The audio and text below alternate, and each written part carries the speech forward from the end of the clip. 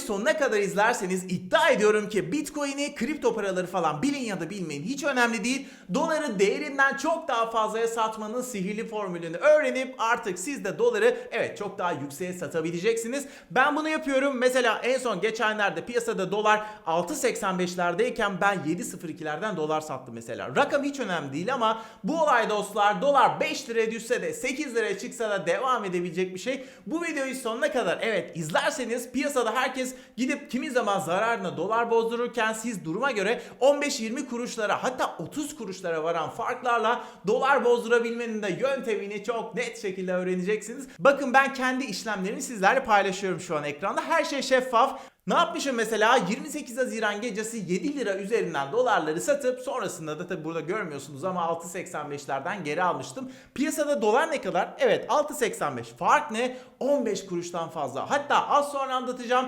Olayların tam tersi gerçekleştiğinde de dolar piyasada 6.85 iken siz 6.70'lere bile belki alabileceksiniz. İşte bunları nasıl yapıyorum? Nelerden faydalanıyorum? Hepsini az sonra paylaşacağım. Bu sihirli formülden sonra da Bitcoin'de 10.000 doları görmek için acaba ne gerekiyor ve hangi günlerde Bitcoin'e ekstra bir hareket gelebilir? Onun da tarihini verip açıklayacağım dostlar. Önemli destek ve direnç noktalarıyla birlikte aldıysak satalım mı yoksa sattıysak alalım mı? Eren ne diyorsun derseniz de herkeseden herkes için de çok sıcak Bitcoin analizlerimizi de yapacağız ve ayrıca dostlar Ledger çekilişimizde de artık sona geldik. Canlı canlı bu videonun sonunda canlı canlı kazananı seçeceğiz. O yüzden hadi hiç zaman kaybetmeden şöyle başlayalım ama şunu da hatırlatayım. Bence hepsini izleyin ama bu videonun açıklama kısmında da her konunun direkt saniyeleri var. Onları da tıklayarak istediğiniz bölüme de geçebilirsiniz. Bu anlattıklarım yatırım tavsiyesi değil, sadece fikir paylaşımı amaçlıdır. Denemek isterseniz de önce çok küçük rakamlarla deneyin dostlar. Direkt büyük rakamlarla asla katiyen girmeyin diyerek şimdi kemerleri bağlayın, başlıyoruz abi. Bam bam başlıyoruz. Öncelikle doları normalden çok daha yükseğe satmak için Tether dediğimiz dijital doların veya normal doların alınıp satıldığı hacmi yüksek bir kripto para borsasında hesabınızın olması gerekiyor.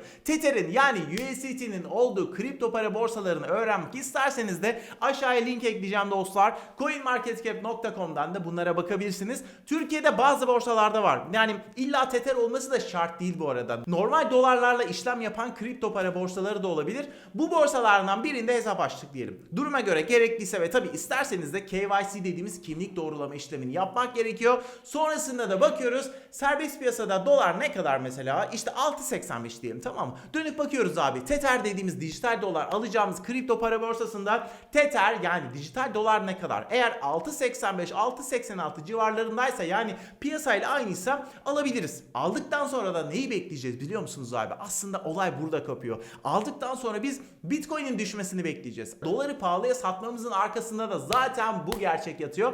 Mesela Bitcoin 9.500 dolardan 9.300, 9.200 dolara veya 9.000 dolara bir iniyor abi, tamam, şöyle serbest dalışı bir yapıyor. Yatırımcılar, özellikle de yeni yatırımcılar bir anda böyle bir büyük bir paniğe giriyorlar ve elindeki avucundaki Bitcoin'i satıp dijital dolar dediğimiz Tether'e böyle alelacele dönmek istiyorlar. Alelacele Tether almak, dijital dolar almak istiyorlar. Bitcoin'den Tether'e o anlarda büyük bir akın olunca da işte bu dijital doların, Tether'in fiyatı bir anda fırlıyor abi. Bir anda yükselebiliyor ve dedim ya normal piyasanın 15-20 kuruş hatta Bitcoin'in sert düşüşüne bağlı olarak kimi zaman tam 30-35 kuruş üzerine bile çıkabiliyor ve o anlarda da işte benim gibi veya isterseniz tabii ki de gelecekte sizin gibi piyasa kurtları bu arkadaşların dijital dolar Tether ihtiyacını karşılıyor ve ne yapıyoruz abi? Yüksek fiyattan satmış oluyoruz. Sattıktan sonra da bakın 3 seçeneğimiz var dostlar. Birincisi ya TL'de bekleyip Bitcoin'in hareketini tamamlayıp piyasadaki endişe azaldığında dijital dolar Tether normal dolar fiyatlarına döndüğünde ki bu genelde birkaç gün içerisinde olabiliyor.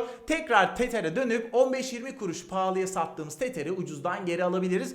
Ben mesela dedim ya 7.02'lerden sattım ve sonra dönüp 6.85'lerden geri aldım. Ya böyle yapabilirsiniz. İkinci seçenek olarak da TL yapar yapmaz isterseniz bankaya çekip bankadan normal fiyattan dolar alabilirsiniz. Yani benim örnekte olduğu gibi 7.02'lerden sattığınız doları hop bankaya dönüp abi 6.85'lerden temiz geri alabilirsiniz. Ya da isterseniz üçüncü seçenek olarak TL yapar yapar ve bankaya çeker TL kullanabilirsiniz dostlar. Bunlara tamamen siz karar vereceksiniz. Fakat ben kendi dolar TL stratejimi sizlerle paylaşmak istedim. Elbette Bitcoin ve altcoin'ler için de kendi stratejilerim var dostlar. Bunları da bugün zaten konuşacağız. Fakat ne yaparsanız yapın abi, ne yaparsanız yapın önce şununla başlamanız gerekiyor. Önce öğrenmek için kendinize zaman ayırın abi. Gidin mesela 10 dolar, 20 dolar, 30 dolar bunlarla bir deneyin abi. Hiçbir şey kaçmıyor zaten. Bu strateji çok uzun zamandır çalışıyor. O yüzden acele etmeden bence deneyip bir bakmak lazım. Yani bu dediğimi yapabiliyor musunuz yoksa yapamıyor musunuz dostlar? Yapamayabilirsiniz de bakın. Çünkü bu iş birazcık takip gerektiriyor. Takip etmek için de bakın.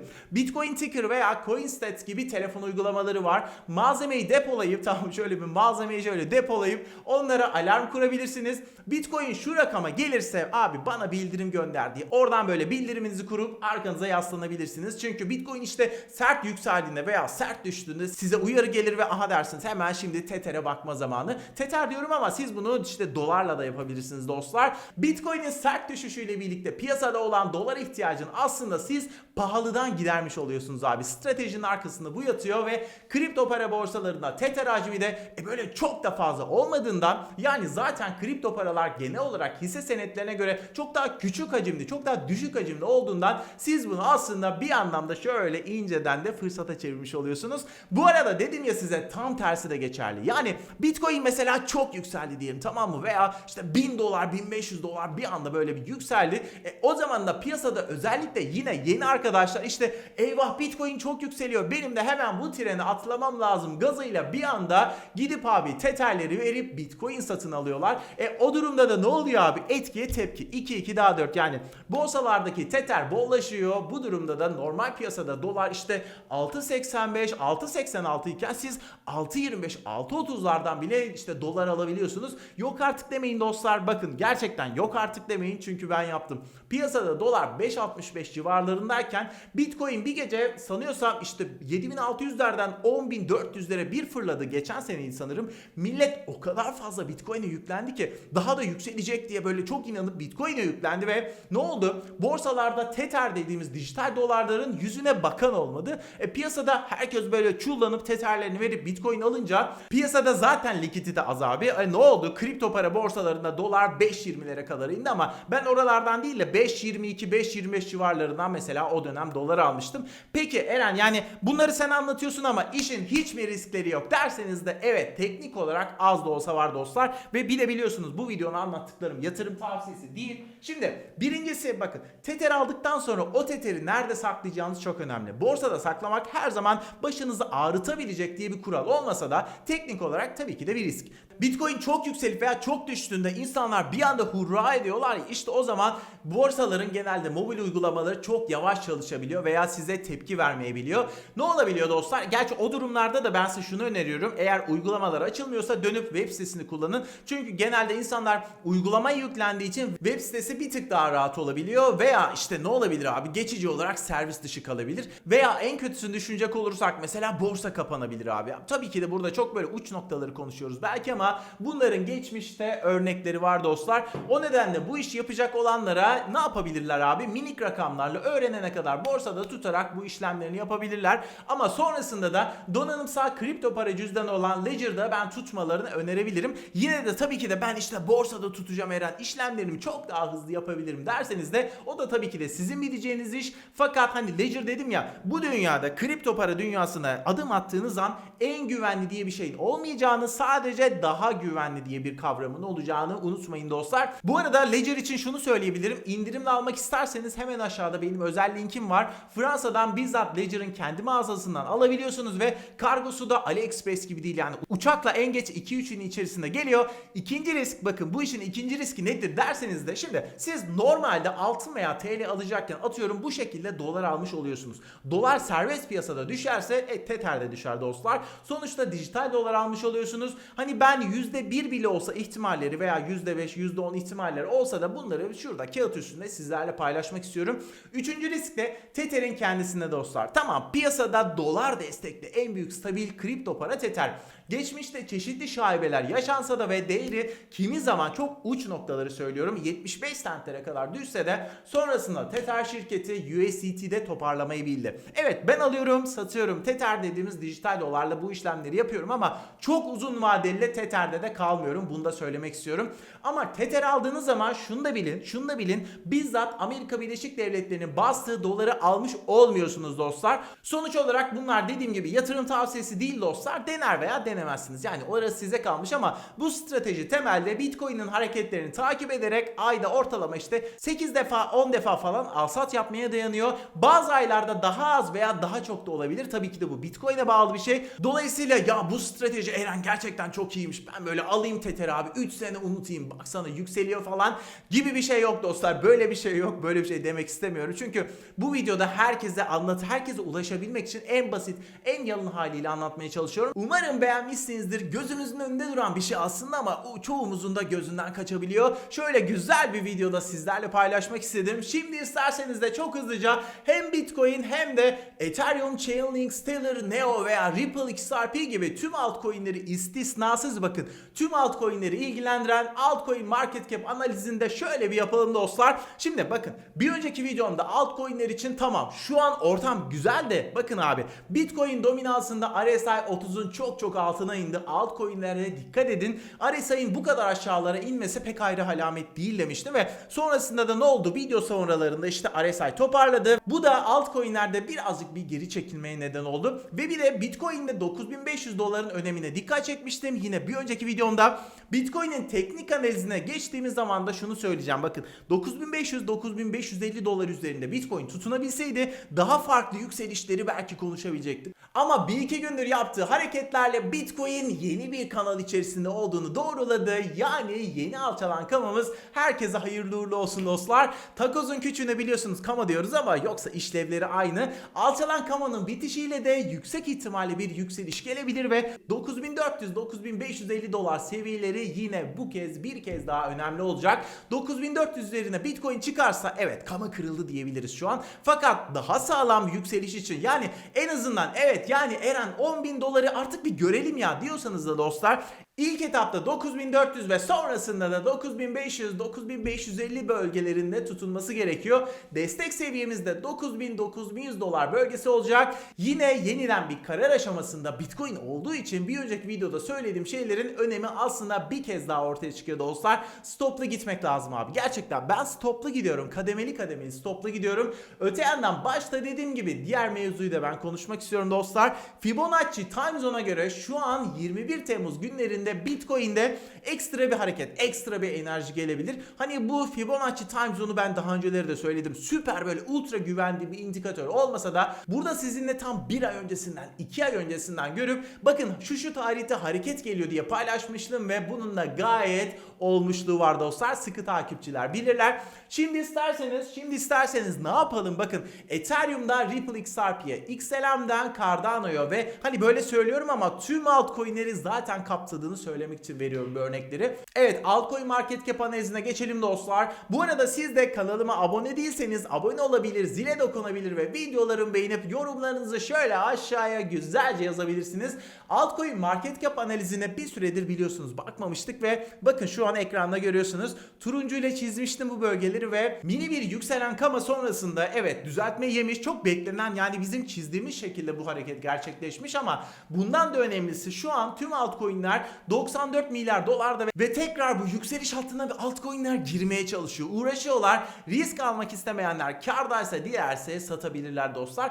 Kar cephe yakışır çünkü bunu biliyorsunuz ve en kötü ihtimalle kardan zarar edebilirler ama tabii ki de bunlar yatırım tavsiyesi değil dostlar. Çünkü full zararda olmaktan gerçekten bu çok daha iyidir. Yani elinizdeki avucunuzdakini kaybetmekten çok daha iyidir kardan zarar etmek. Ama yok Eren ben abi risk alacağım yani risk almadan da bir şey olmuyor diyenler 97 milyar dolardaki Fibonacci direncini ve 100 milyar dolardaki yükselen takozdaki direnci altcoin'lerin aşmasını beklemeleri gerekiyor. 50 günlük ve 200 günlük hareketli ortalamalarda bu arada tüm altcoin'ler için aslında pozitif dursa da yakınlarda çok da böyle net bir desteğimiz yok. Yani altcoin'lerin hemen alttan destekleyen bir şey şu an yok. Onu da söyleyeyim. 87 milyar dolarda bir desteğimiz var. Dediğim gibi yani daha önceleri aldıysak Eren ben işte aldım ne yapmalıyım diye soracak olursanız satıp dediğim gibi karı realize etmeyi düşünebilirsiniz. Yok Eren ben daha almadım diyorsanız da bakalım bu demin söylediğim iki direnci direnci altcoin'leri aşabilecek mi? Onu bekleyebilirsiniz. Çünkü aşarsa birkaç gün veya birkaç hafta sürebilecek bir yükseliş periyoduna da tüm altcoin'ler girebilirler. Niye bekleyebilirsiniz diyorum biliyor musunuz? Hadi bu da Eren Caner sözü olarak tarihe geçsin. Hayır, şaka yapıyorum tabii ki de dostlar ama bakın bazen pahalıdan almak aslında ucuzdan almaktır. Siz şimdi şu an alırsınız. Teknik olarak iki tarafa da ihtimal var ama iki tane direnci altcoin'ler kırar, üstüne durur ve orada aslında kendini kanıtlamış olur. Belki güzel bir kanal açılır o zaman dostlar ve o zaman bir tık daha şimdiye göre pahalı alırsınız fakat aslında bir yol içerisinde aldığınız için kar alma şansınız daha fazla olabilir ve şimdi isterseniz videolarımın açıklama kısmında verdiğim linki doldurarak kanalıma abone olup zile dokunup videolarımı beğenip yorumlarında bol bol yazarak Ledger çekilişine katılmaya hak kazanan bir asil 2 yedek talihliyi seçme anına gelelim. Hadi bakalım şöyle heyecan dorukla çekilişe geçiyoruz. Bam bam. Ve Ledger çekilişine başlıyoruz dostlar. Gerçekten çok heyecanlı. Bakalım kaç kişi var, kaç kişi. Ben tabii ki de soyadlarını kapattım. Kaç kişi? 330 kişi var. 330 kişi. Bakalım kim kazanacak? Hemen gelelim şuradan. Random.org'a 330 yazalım şöyle. Generate'e bastığım an Ledger kazananın karşımıza çıkacak. Daha doğrusu numarası çıkacak. Geleceğiz, bulacağız oradan. Bir tane asil, iki tane de yedek seçeceğim ve basıyorum, bastım. 204 numara bizden Ledger kazandı ama kim? Ama kim? Hemen bulalım şöyle. 204'e gelelim. 204 Abdullah, soyadını da şöyle açalım. Abdullah Gezen, tebrik ediyoruz kendisini. Bizden güzel bir Ledger kazandı dostlar. iCrypex yetkilileri kendisine ulaşacak, adresini alacak ve Ledger'ı daha doğrusu kendisine iletecek. Ve şimdi de iki tane de yedek seçmeye geldi sıra. Hemen şuradan Generate'e basıyorum. 40 numara bizim ilk yedeğimiz oldu. Hemen şöyle mouse yardımıyla da gidelim. 40 numara Halil İbrahim, soyadını da şöyle açalım. Halil İbrahim Gürbüz bizden bizim ilk yedeğimiz oldu dostlar. Bizden deyince sanki Ledger veriyoruz gibi oldu ama zaten kazananı seçtik. Bu da yedeğimiz oldu ve geçiyorum. Son yedek tarihlimiz 317 numara. 317, hemen şöyle gelelim 317'ye.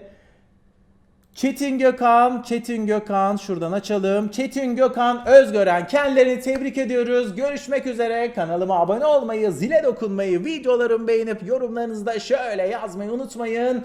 Başka çekilişleri de yapabiliriz. Görüşürüz. Bam bam.